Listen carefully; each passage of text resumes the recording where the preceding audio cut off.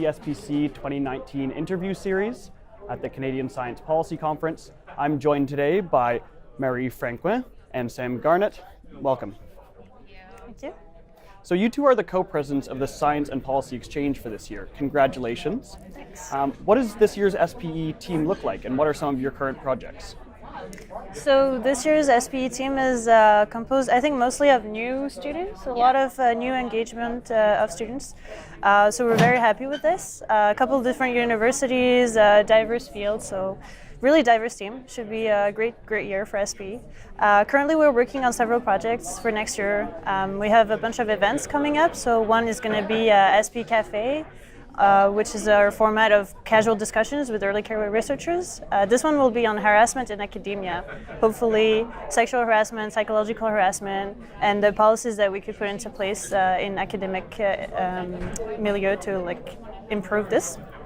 And the other one that is coming up is our big forum series in the summer that will be on AI and aging. So really on topic with the CSPC. Very cool. Yeah, and one of our biggest ongoing projects that we've been doing is we did a large survey of graduate students and postdoctoral fellows, basically about their experiences with the federal funding system. So how have you experienced the federal funding system? Have you applied? Have you received a grant? And basically, what benefit did you perceive from receiving a federal grant?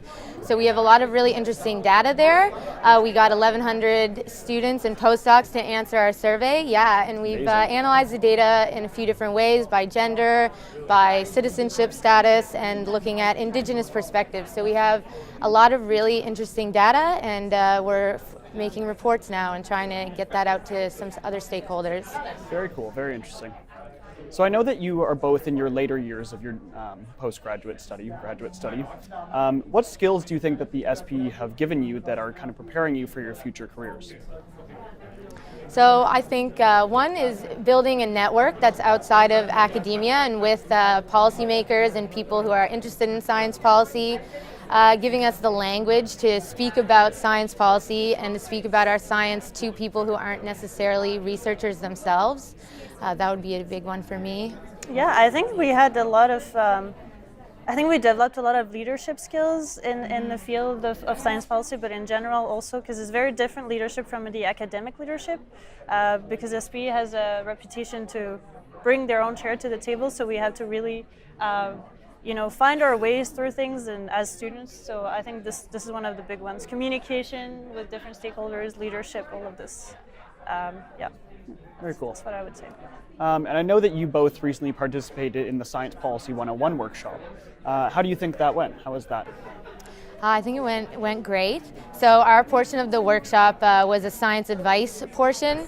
Earlier this year, we put together a workshop for young researchers to learn about science advice and how to give science advice. That was in partnership with INGSA. And so we modified one of our case studies from that into a shortened version for CSPC, where we had them do a stakeholder analysis. So they read a case about shale gas and told us who are the stakeholders of this case. So the big takeaway there is that, there's a lot of voices at the table. There's a lot of people that have to be considered in a science-based decision. And it's not all necessarily about the research and about the data, but also to take into consideration these perspectives and build relationships amongst stakeholders while considering the science at the same time. Yeah, if I can add something, I think the workshop also brings a lot of skills to. So this is a workshop that we ran with students, but I think the government of Quebec actually helped us run ours and run their own in Quebec with people from the government and scientists together. And what's beautiful to see is that scientists will have different skills from people who are policymakers, for example, and seeing them interact and also seeing them recognize those differences and what they could learn from each other is really nice. So that was a great experience. Cool. Yeah, I feel like that'd be a really interesting dissection. Yes. Great. So we're always very delighted to host younger members of our future members of the Canadian science policy landscape here at CSPC. What do you both feel is the biggest benefit and kind of the value of attending CSPC for you? Well, I think Sam mentioned before, the network is fantastic. So this is where we meet a lot of people that give us opportunities later on. This is where we meet a lot of people that open so many ideas and projects in our minds. I think this is very inspirational for young people to come to CSPC. Yeah, and we learn a lot from all of these experts and people who have been in the field of policy and science policy for quite some time. But one of our goals as an organization is to bring the young researcher voice to those discussions. And in the past, it maybe hasn't been a prominent voice in science policy discussions. So that's another benefit for us for attending is bringing ourselves and bringing our perspectives here. And it's been great for me to see more young people here every year. I've attended the last 3 CSPCs and so has Marie. And I've noticed that more students are attending, it seems. It's true. It's very encouraging for us. Yeah, yeah. Well, that's really great to hear from us as well. So finally, are there any kind of closing notes you'd like to add? And is there somewhere online that our viewers can go to learn a little bit more about the work that SPE is doing? Yeah, so we have a website. It's sp-exchange.ca. So we're in the middle of a rebuild. Soon we're going to have a really awesome website that has all of our reports, all of our publications in one easy place. We also have social media. We're basically on every social media you can Yeah, imagine. we're really active on Twitter. Yes. Yep, so those are definitely places to check us out. Yes. Excellent. Well, I encourage everyone to go take a look at that.